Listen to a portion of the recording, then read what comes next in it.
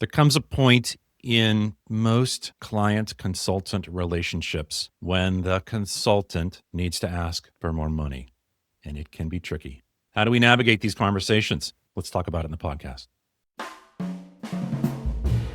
You're listening to Breaking BizDev with John Tyerman and Mark Wainwright. Conversations that break down, beat up, and redefine business development for the professional services firms of tomorrow. And now for your hosts, John and Mark. All right, welcome doers, sellers, marketers, firm owners, consultants of all stripes to another episode of Breaking BizDev. I'm John, he's Mark, and today we're going to talk about how to ask for price increases. This is going to be a fun episode, Mark. Yeah, I have multiple immediate situations in my consulting work. I deal with this all the time. There's a ton of energy, a lot of focus that goes into the original proposal. Sometimes there's these big documents. Sometimes there's interviews, strenuous, sort of intense negotiation around price and scope and all that kind of stuff. And there's so much energy that's put on that. But, fast forward 6 months down the road or so, and everybody looks around and says, oh, shoot, we have to go sort of kind of do that all over again. And they don't put near the amount of energy and attention to it, and it doesn't go well. Asking for more. So what does that look like, Mark? I mean, there's a few different, you can ask for more in a few different ways. And we've got a couple of kind of different scenarios here. So why don't you paint a picture for our audience? What are we talking about? Different industries have different situations. Maybe project-based firms, engineering firms, architecture firms, all that kind of stuff, right? They'll have these things called additional service requests or additional service agreements. It's some amount of work that was maybe unexpected, maybe outside of the scope. They have a process that they use to go ask for more. Maybe there's change. These are also called change orders, that are driven by changes in scope. That's a term that people use. We're also talking about annual increases.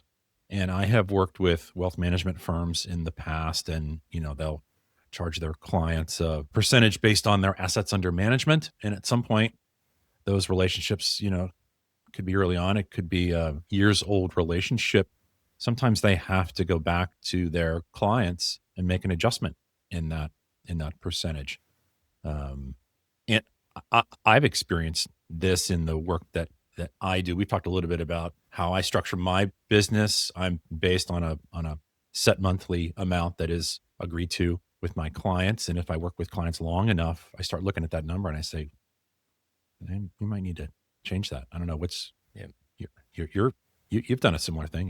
Yeah. Yeah. Just recently, actually, my business has grown to the point where I've needed to increase my overheads, bring on an accounting firm, start to hire some folks to help support service delivery. So I've had to recently go through this, and I think that's one of the reasons why I think this was top of mind and bringing this up in our conversations. But yeah, this is a tricky situation. It's really tough to navigate, can be very stressful. And then it's a challenge in communications and expectation settings. So yeah, this is definitely top of mind for me. For sure. And then there's just one last little example that I frown upon, that whole hourly billing thing. A ton of organizations and professional services have hourly rates that they base, when they're selling themselves 60 minutes at a time. And a lot of times those rates are impacted by cost of living increases, just regular annual increases to kind of keep pace with inflation or, promotions or whatever else. And you could be an individual that's been working with a particular client for a long time, and you've had a particular hourly rate and they're fine with that and everything else. And then it's like, hey, it's Bob. Same wonderful relationship. We love working with you guys. By the way, I've got an increase in my hourly rate. And they'll say, wait, so we're going to get the exact same thing from you this year that we got last year, but we're going to pay more for it. And Bob says, oh, yeah. Yep. Sorry. Sorry. It's really uncomfortable for everyone. So I guess, Mark, how have you approached this in the past? And maybe I can share how I've approached this in the past too. Yeah, sure. The fundamental problem here is that it's, like you said, it's just uncomfortable. It's hard. One of the initial things that kind of happens is people get emotional. They get defensive. If you're a consultant, you try to rationalize this extra amount. if you're a client on the other end of it, you're dealing with constrained budgets, you're dealing with results that are still slightly beyond your reach. You're trying to work towards this thing, and then you get hit on the side of the head with some random price increase that was kind of unexpected, right? So that's the problem, is that oftentimes catches everyone off guard. It's oftentimes going to just unexpected. We haven't prepped well enough for it, so it's kind of unexpected, and it's nobody likes it, right? That's the fundamental problem, is that actually the consultants don't like asking for more money. They just want to deliver the work and get paid for what the original amount was, and we're fine. The clients don't like it either. So it's just a bad situation, right? That is the fundamental problem, is that nobody's happy about it. I suppose, like, at least in my experience, what happened in my case where I needed to go out and ask for more for a price increase was because I'm bringing on overhead. But there's also the scenario that has happened to me in the past where we agree on a scope of work, but then that scope of work just kind of like balloons a little bit. Yeah. It expands in areas we didn't anticipate at the onset. And like you, Mark, I operate on a fixed monthly fee as well. Yeah. And so that if the scope increases to a certain point, there's natural breaks where it makes sense to like come together and have that conversation. So that's kind of how I approached it, was after that 12-month contract, hey, let's take a look at the work we've done. This is what we're going to need to do moving forward. Here's a couple options, and we'll get into that down the road. But that's kind of how I approached it. Sure. Things change, right? There's the scope changes. We were doing ABC originally in this first period of time, month, year, whatever it was. Now we're doing B, C, and D. And D's more complex, where we're doing A, B, C, and D, or we've added that, so there's shifting situations. So it happens because the scope kind of changes. And what's frustrating to me, hold on, Mark, before we go on, I just got to get this off my chest. What's frustrating is I've had this one client, and we agreed on a scope of work, started down that path, everyone's happy, and then a month later, we need to do this. Let's do this from the client, and it's like, we just talked about this. Yeah, we just talked. That's out of scope, and that can be driven by a bunch of different things. And one is a word that we touch on quite frequently is assumptions. If you are not clear enough up front, the client can have some assumptions that certain elements, certain things were just part of the deal. They were just included. And it takes a little bit of time, I think, for everyone to get more and more clear that, in fact, it was not. So now you're wrestling with this as a consultant, you're wrestling with it, and you're saying, oh man, I want to keep this client happy, so maybe I just wrap that in. Consultant is looking at it going, wow, that's a good bit of work. I don't know if I can. I want to keep those folks happy. So there's a little bit of wrestling there. So it brings some added tension to it as well. Another driver of this, I kind of touched on this before, is that, just annual increases. In some situations, this can be there can be like a multiplier effect, in that maybe there's a team of consultants. And a lot of times, if people are familiar with this, like in the world of, large engineering projects or architecture projects, whatever else, you'll have a sort of a central consultant, they'll refer to it as the prime consultant, who is sort of the lead consultant. And then those folks will need to go and hire a bunch of sub-consultants, other people who have other expertise that need to be brought to bear on the project. And the multiplier effect is, like, it's not just your organization, right? All of those people who are working underneath you as collaborators or sub-consultants, come knocking, right? So it's not just you having to go. It's like you have to go on behalf of like a team of a dozen other consultants who are like, yeah, we're all asking for a little bit more, and everything rolls up, and all of a sudden the client's like, wait, what? I've definitely experienced that. So it's so all of that. That's what happens, right? So, that is the biggest challenge. So, I do want to call out inflation being one. Oh, and I know it's kind of a footnote, but $1 today only buys about 72 cents of what it did just 10 years ago. Particularly in these longer term relationships, exactly. Yeah, we will underestimate or underprice this sort of inflation, right? We will So if we're involved with a client for 5 years, 10 years, whatever else it is. That's a long-term relationship, right? Maybe for the first 5 years of the relationship, we've completely underestimated, maybe not even asked for an increase or just underestimated this. So now we're at a point where there's a painful situation where the delta is huge. If we'd have actually just kind of gone back every single year and sort of had that conversation, things would be better. But now there's a big gap. All right, so let's navigate. How do we get through this? You and I deal on the sales and marketing end of things, John. So obviously we're hyper focused on the front end, like what's happening up front, upstream of all this stuff. Clearly, we're going to, shine a light on that. We're going to highlight that.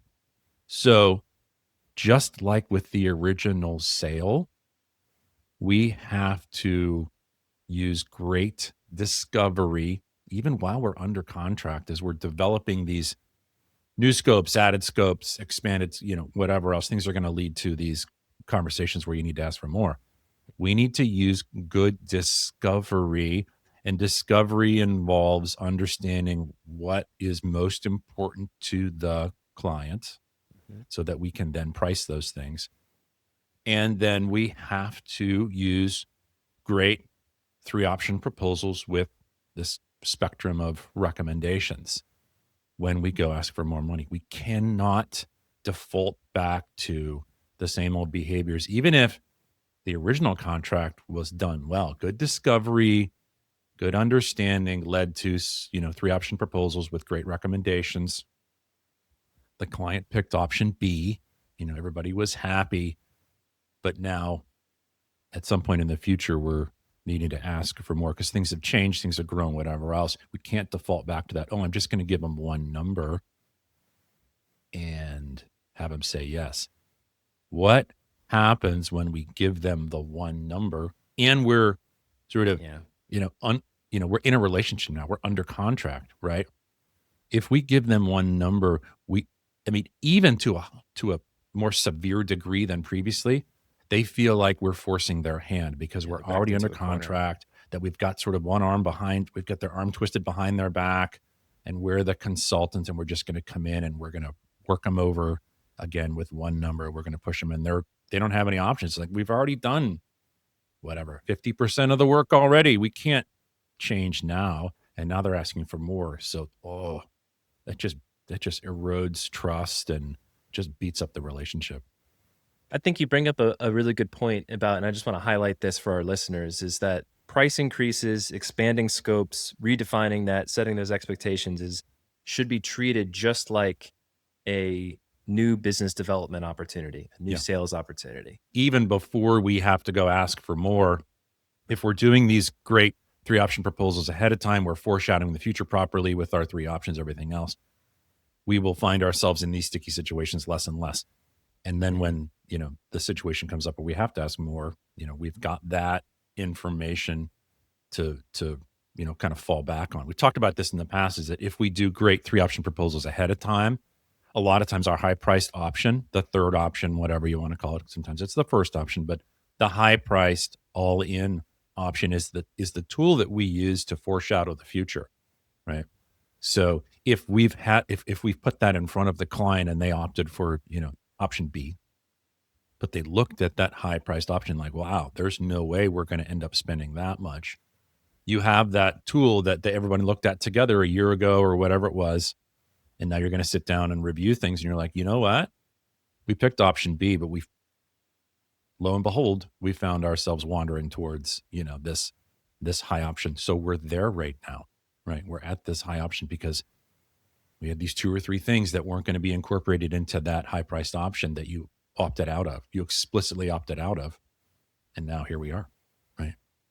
I want to link this to specialization and having a process, a delivery process, because if you have past experience and you are specialized in a specific industry or delivering a specific kind of result, then you're in a better position to be able to anticipate what those changes are or what those new levels are, what that option C is. So there's another benefit of specialization and being hyper-focused on a specific slice of the market. No, it's great. It's a good point to interject right there. For sure, you're super in tune with the work you do, the results your clients get, and any deviation from that, you're immediately aware of, right? Like, oh, we're headed off track here, right? Yep. We're veering to the left slightly, so not desirable. You've been there before. Totally. Yeah. I wanted to add another kind of bullet point to how you can navigate price increases. And one of them is to sell that higher price offering to new opportunities.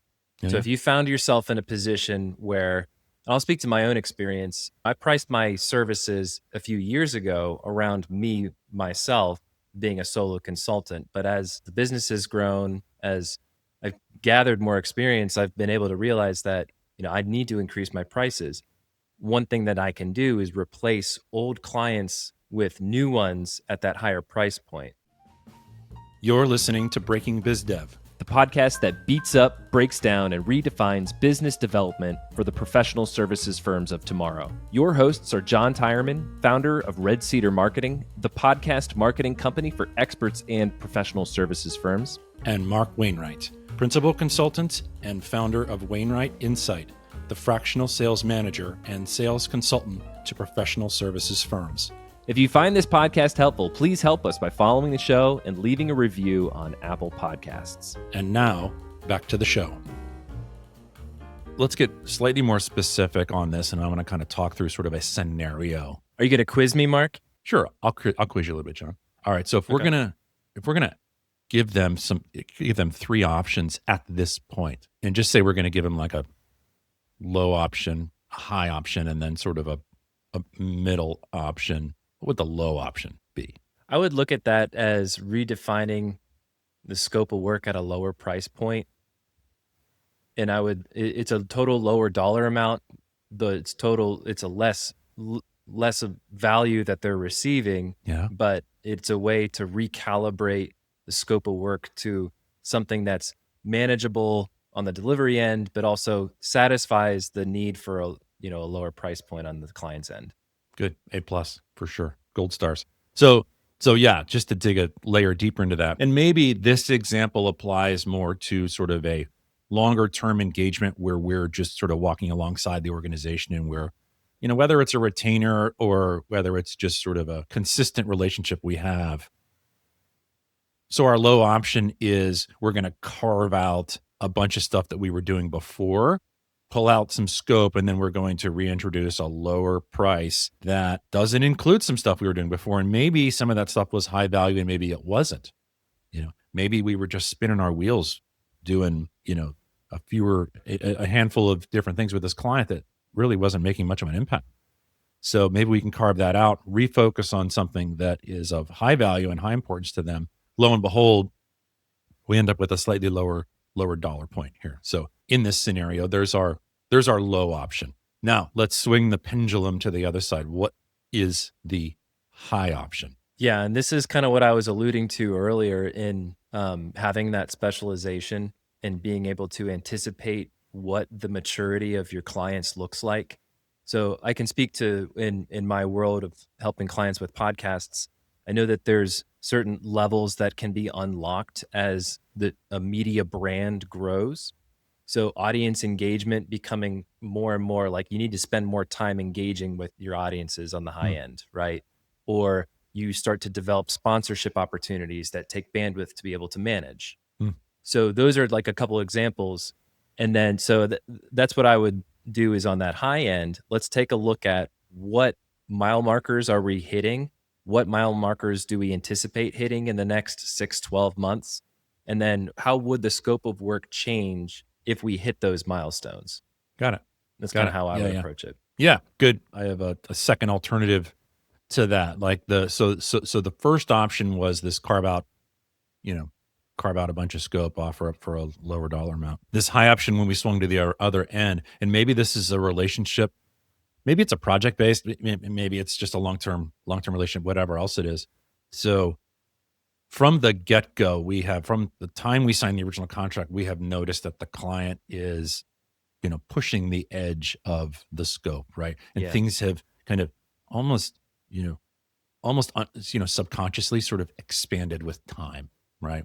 So the high option at this point, now that we're at this inflection point, we say, okay, we need to have a conversation. The high option can be sort of a worst case scenario that says, look, over the last 12 months, the trajectory of our work together has taken a completely different tack than, what we originally expected, right? Yeah. We're 10% over here. We're 20% over here. We're just like, it's just constant. Like the line is not headed the way we all thought it would. It's increasing. The line is steeper, right? You're looking at our graph here. If this continues, here's where I see us kind of ending up, right? Here we are, year one, year two. If we continue along this path that we've been on with things expanding, here's where we could end up. And lo and behold, that's a big number. And a lot of times you won't. A lot of consultants will just freak out. There's like, no way that I am going to put that big number in front of these guys, because they're just going to freak out, right? Right. No way. But that's our high option. Okay, John, here's where you bring it all home, right? So we've given them the low option where we carved out just this little chunk of scope, lower dollar thing. The high option is like, look, we've had so many changes, whatever else. The where we're headed is really expensive. And then we come back to our wonderful Goldilocks, our middle option, which is the thing that says, look, if we both make better decisions, manage budgets, manage schedules, everything else, all that stuff, here's where I think we can be in this next 12 months. And maybe it's an increase, but it's reasonable. It's understandable for both parties. And that is a fantastic option, right? It lets you control the price conversation that we talked about in the past. It lets you offer up this low dollar amount thing, but it's a pretty small scope. It shows them worst case, and then you end up in the middle. And it's an exercise in the client understanding the service provider and their business model. I think in the high option is really a tool in this scenario to make sure that the client understands where the boundaries are in the existing scope. For sure, right? This is we talk about framing a lot when we talk about price and scope and everything else with these three options. Like this is your tool to frame the conversation, to control the price conversation. It's like, this is the low end, but it's missing out on a bunch of stuff. This is the high end that basically says, look, if we can't get our stuff together and continue to let things sort of expand and grow with no constraints, we're going to end up here. And then we snap back to the middle option. So that's where we're presenting the client the ability to choose the three options. We give them a really nice, attractive central option that says, with some discipline, with some good decision making, there's going to be some increases, but it's not going to be that high end. Nor do we have to sacrifice a whole bunch of things that maybe you want in this low option, right? So there you go. Yeah. All right. That's one sort of, low, high, medium sort of a situation. And frankly, I think that example that we just provided there applies to a ton of different situations, because inevitably we run across things in the work that we do as consultants that are unexpected. And it drives increases in work, increases of scope, and lo and behold, increases in the dollars. And when we frame it properly, here's the low thing we could do, here's the high thing, really expensive, but there's a nice middle. I think that's a fantastic way to approach these changes. Okay. So we have got some bullet point here. So now what? What's everybody go and do now? The number one takeaway from me is looking at your existing client portfolio and doing some discovery, listening, learning, looking at each engagement and thinking to yourself, how far off a scope is this? Where did we see this relationship heading? What's changed in terms of the value of the client when we first started working together? What do they value now? What's changed? And I think just going through that exercise of intentionally doing a discovery exercise with the client, but independently as well. Just the foundational understanding across the board that asking for money is undesirable for everybody, right? Client, consultant, the whole thing. Nobody wants to get into that. That's it. Nobody wants to be asked for more. Nobody wants to go and ask for more. So it's just not good for anybody. It's not good for the relationship. The other big thing for me, like, you need to treat these things exactly the same way as you did the original proposal. Yeah, provided you did what we say you need to do in the first proposal, right? Do some options, do good discovery, present really strong understanding, align the options you present with the understanding that you developed through great discovery. That exact same thing needs to happen now. And frankly, it's going to be a little bit easier because now you know them. You've worked with them for a period of time. You understand them more. You understand how they like to work. You understand what their pain points are. You understand what the things they place a lot of value and importance on, vice versa. So now you're armed with an even deeper understanding so that you can come into these conversations really well equipped to present some really strong options. So we got to treat this the exact same way. First time around, we got to include those options. And, this is kind of whether this is worth being explicit or not, John. It's like, we got to take this seriously, right? So many folks approach these sort of additional service requests asking for more way too casually. I don't know if you have or not. It's anxiety filled, sweating bullets. It's like, it's probably the opposite. It's like, I have so much stress up, kind of in this thing as I just don't do it. And sometimes that happens, right? It's like, we're so anxious about it. We never do it. We need to ask for sure. And we don't want to rationalize. We don't want to get defensive or emotional or whatever else.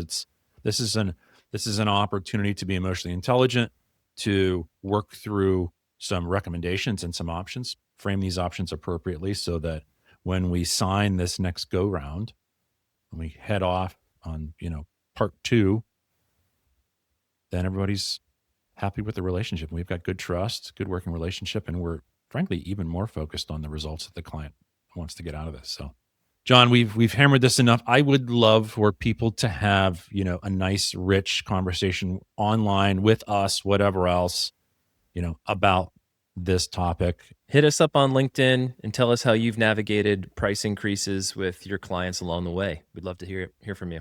Good. Until next time. Until next time. Thanks for listening to Breaking BizDev. Subscribe on Spotify and Apple Podcasts or listen to the show at breakingbizdev.com. This episode was produced by Red Cedar Marketing. If you think a business podcast is right for your company, visit redcedarmarketing.com to learn more.